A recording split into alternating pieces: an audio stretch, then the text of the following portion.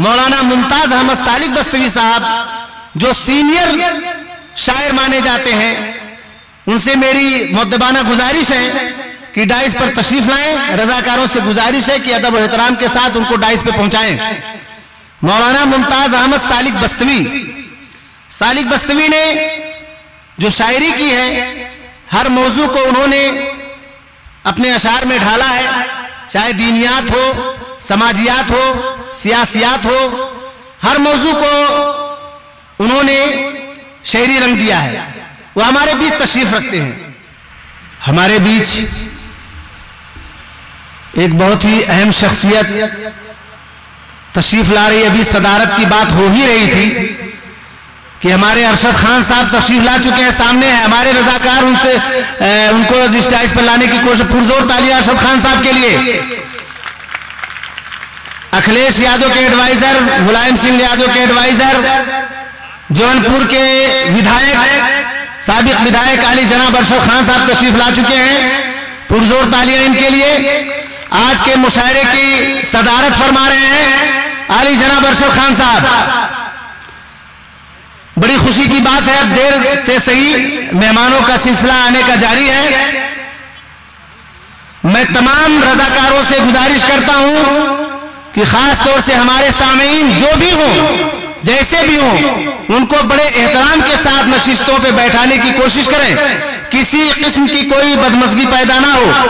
आप सामीन से बड़ी मिन्नत और समाजत के साथ मैं कहना चाहूंगा कि आपके मशहूर डॉक्टर, मशहूर तबीब, मशहूर अदीब और सहाफ़ी कह लीजिए या कलमकार कह लीजिए, आली जनाब डॉक्टर अबू शामा सिद्दीकी साहब सदारत फरमाएंगे। जब तक हमारे इस मुशायरे के सदर आली जनाब अरशद खान साहब जो है फारिग होकर के इस डाइस पर तशरीफ नहीं लाते हैं। मैं एक ऐसे नौजवान जिन्होंने मुशायरे की दुनिया में निजामत के मैदान में ऐसा बावकार मकाम पैदा किया है और अपनी एक मुनफरिद शनाख्त बनाई है, एक ऐसा मकाम पूरे हिंदुस्तान के अंदर आलमी सतह पर बनाया है, जो मालेगांव की आवाज जब गूंजती है, मालेगांव से आवाज उठती है तो पूरे हिंदुस्तान में गूंजती है। और पूरे हिंदुस्तान में ही नहीं बल्कि आलमी सतह पर आपकी आवाज गूंजती है। आप यूट्यूब खोलिए, सोशल मीडिया पे जाइए, अखबारात देखिए या इलेक्ट्रॉनिक मीडिया पे देखिए तो इमरान राशिद का नाम ही नजर आता है। मालेगांव से चल करके आने वाला ये नौजवान नाजिम, जिनकी निजामत में आजकल के मुशायरे न सिर्फ मुंबई के अंदर, उर्सुल बिलाद मुंबई के अंदर, बल्कि मुल्क के तमाम सूबों में आप जाते हैं और बेहतरीन और खूबसूरत निजामत के फराइज अंजाम देते हैं। मैं अजीजम इमरान राशिद से गुजारिश करता हूं कि आज का ये मुशायरा जो आप मालेगांव से, महाराष्ट्र से चल करके उत्तर प्रदेश की सरजमीन पर जहां मोहब्बत का, अमन का संदेश दिया जाता है, वहां आप तशरीफ लाए हुए हैं। हम आपका स्वागत करते हैं, इस्तकबाल करते हैं और अहलन सहलन मरहबा कहते हैं। मेरे भाई और दोस्तों, जिस इन्हिमाक के साथ, जिस तवज्जो और इश्तियाक के साथ आप अपनी नशिस्तों पर बैठे हुए हैं, मुझे यकीन है कि ये मुशायरा इंतहाई कामयाब होगा। और कामयाब क्यों ना हो, आपकी मोहब्बतें, आपका प्यार, आपकी उल्फत हमारे साथ जब शामिल है तो बड़े बड़े मैदानों को हम सर कर सकते हैं, बड़े बड़े तूफानों का हम मुकाबला कर सकते हैं, सहराओं का हम मुकाबला कर सकते हैं, दरियाओं का हम मुकाबला कर सकते हैं। और नौजवानों ने हमेशा नुमाया किरदार अदा किया है। कोई भी मैदान हो, चाहे सियासत का हो, समाज का हो, दीन का हो, नौजवानों का किरदार हमेशा नुमाया रहा है। जब ये नौजवान आगे बढ़े हैं तो बड़े बड़े तूफानों को मोड़ दिया है उसके रुख को। और मैं भी आज के नौजवान जितने शोरा हैं उनसे मेरी मुतबाना इल्तिमास है कि आज आप ऐसी गजलें पढ़ें, ऐसे अशार सुनाएं कि लोगों के दिलो दिमाग में वो चीजें पेवस्त हो जाएं। लेकिन एक बात मैं अपने शोरा से निहायत अदब के साथ गुजारिश करूंगा कि किसी भी पार्टी, किसी भी पॉलिटिकल पार्टी को खुल करके निशाना ना बनाए, गुरेज करते हुए अशार सुनाए, इशारे किनारे में किसी भी हुकूमत पर तनकीस न करें, बल्कि इशारे किनारे में हुकूमत को आगाह करें, उनके फराइज को एहसास दिलाएं। और अगर हुकूमत किसी किस्म में नाकाम है तो बिल्कुल हम अपने इस डाइस के जरिया उनको एहसास दिलाने की कोशिश करेंगे। किसी की भी हुकूमत हो, चाहे वो कम्युनल फोर्सेज हो, चाहे सेकुलरिज्म के लंबरदार हो, अगर उनसे गलतियां होती हैं तो हमारा काम है कि उनको एहसास दिलाना और चौकन्ना रखना। डेमोक्रेसी सिस्टम है हमारा मुल्क, एक जमहूरी पसंद मुल्क है। डेमोक्रेसी सिस्टम को लाने के लिए हमें जरूरत इस बात की है कि किसी भी हुकूमत को, किसी भी की हुकूमत हो, कोई भी हुक्मरान हो, उस हुक्मरान को हम बेदार करने की कोशिश करें और सिस्टम को हम चौकन्ना रखने की कोशिश करें। और शायरों ने तो हमेशा, चाहे वो पंडित जवाहरलाल नेहरू हो, कोई भी प्राइम मिनिस्टर हो, कोई भी चीफ मिनिस्टर हो, पहले के लोग जो चीफ मिनिस्टर हुआ करते थे, वज़ीर-ए-आज़म हुआ करते थे, डॉक्टर साहब बाकायदा मुशायरों में शिरकत करते थे। पंडित जवाहरलाल नेहरू साहब ने हमेशा, आप तारीख उठा करके देखें, जब भी लाल किले में कोई अदबी तकरीर हुई है, मुशायरे हुए हैं, तो पंडित जवाहरलाल नेहरू हमेशा शरीक हुआ करते थे।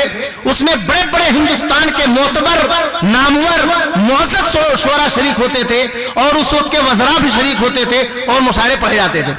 उर्दू अदब की खिदमत होती थी।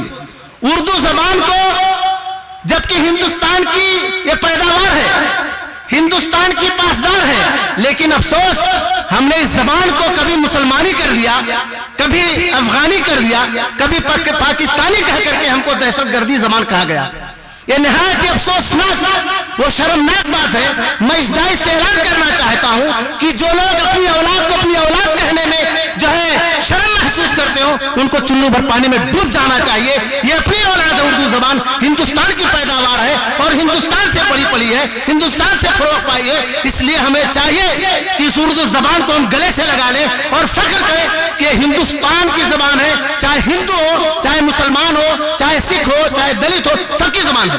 पहले के जमाने में आप जाकर के कलेक्टर ऑफिसों में देखें, ऑफिसों में उर्दू जबान की फाइलें आज भी पड़ी हुई है, देमक चाट रही है। आज जाकर के देखें उन मंदिरों में, जागीरों के अंदर, जागीरें जिनको अता की गई थी, औरंगजेब ने अता किया था, फारसी जबान में लिखी पड़ी हुई आज भी मौजूद है। और उर्दू जबान के मुसलमान ही नहीं, गैर मुस्लिम शोरा इतने बड़े बड़े हुए हैं। और सबसे पहला, आप सुन लीजिए, सबसे पहला अखबार उर्दू जबान में मुंशी कमल किशोर साहब ने जो है शाये किया था। एक गैर कमल किशोर साहब ने शाये किया था, एक गैर मुस्लिम ने। और एक बात बता दूं, इशाअतुल कुरान, इशाअतुस सुन्ना आप सुनते हैं जैसे किसी मुस्लिम का इदारा होगा। इसके मालिकान, इसके प्रोप्राइटर, इसके ऑनर्स मुस्लिम नहीं है, नॉन मुस्लिम है, पंजाबी है। जाकर के जामा मस्जिद के सामने देख लिए, इशाअतुल कुरान का मालिक पंजाबी है। कुरान मजीद लाखों की तादाद में वो लोग छापते हैं और पूरी दुनिया में जो है बेचते हैं, फरोख्त करते हैं, शाये करते हैं। और हिंदुस्तान के अंदर इतने बड़े बड़े शोरा उदबा पैदा हुए कि जिन्होंने उर्दू की खिदमत की। आपके बगल में गोरखपुर है, फराग गोरखपुरी को कौन नहीं जानता है? अगर उर्दू का थोड़ा मोड़ा पढ़ा लिखा आदमी फराग गोरखपुरी को जानता है। उनका नाम रफ़त साय था। उन्होंने ऐसी जो है शायरी की है कि पूरी दुनिया में मशहूर है। बहुत सारे ऐसे शोरा, जगन्नाथ आजाद, पंडित। एक बात और बता दूं, इसके बाद मैं इमरान राशिद को माइक हवाले करता हूं, फिर अपना जो है प्रोग्राम का आगाज करें। पंडित जवाहरलाल नेहरू की जब शादी हुई थी तो उर्दू जबान में उनका शादी का कार्ड छपा हुआ था। आप सुन लीजिए, बहुत सारे लोग नहीं जानते हैं। आप जाकर के नेट पे सर्च करके देख सकते हैं, अब भी देख सकते हैं अगर मोबाइल हो। पंडित जवाहरलाल नेहरू की शादी जब हुई थी तो उर्दू जबान में शादी का कार्ड छपा हुआ था। लेकिन शर्मनाक और अफसोसनाक की बात है कि जिस कौम के साथ ये जबान मुसल्लत कर दी गई है सालिक साहब, वो लोग भी उर्दू बोलने में, उर्दू लिखने में शर्म महसूस करते हैं। वो लोग भी उर्दू बोलने में शर्म महसूस करते हैं।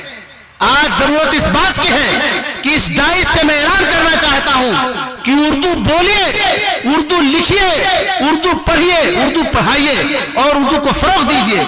चाहे वो नेता हो, चाहे अभिनेता हो, बगैर उर्दू बोले उसकी बात नहीं चलती है। हमारे वजीर आजम नरेंद्र मोदी साहब भी पार्लियामेंट के उर्दू के सहारे से शायरी के जरिए अपनी तकरीर को लज्जतदार बनाते हैं। सुषमा स्वराज भी जब पार्लियामेंट में तकरीर करती है तो मिर्जा गालिब, अल्लामा इकबाल के अशार से अपनी तकरीर का आगाज करती है। ये मैं पूरी सदाकत ईमानदारी के साथ बात करना चाहता हूं। आप नेट खोल करके टेलीविजन जब भी देखते उनकी तकरीरें होती। गर्ज की कोई भी, यहां तक कि मुलायम सिंह यादव को बोलना नहीं आता, वो भी उर्दू का सहारा लेकर के बोलते हैं बेचारे। उनकी जबान आज तक हम लोगों को समझ नहीं पाई क्या बेचारे बोल रहे हैं। बहरकैफ उर्दू जबान के अंदर जो शीरीनी, जो लज्जत, जो लताफत है किसी जबान के अंदर नहीं है। उर्दू जबान के अंदर ही एक ऐसा असर है कि आदमी सुनकर रो सकता है, आदमी सुनकर के हंस सकता है, और किसी जबान के अंदर ये खूबी नहीं है, उर्दू के अंदर है। तो आप ये समझ लें कि उर्दू जबान किसी खास मजहब की जबान नहीं है, मुसलमानों की जबान नहीं है, हिंदुस्तान की जबान है।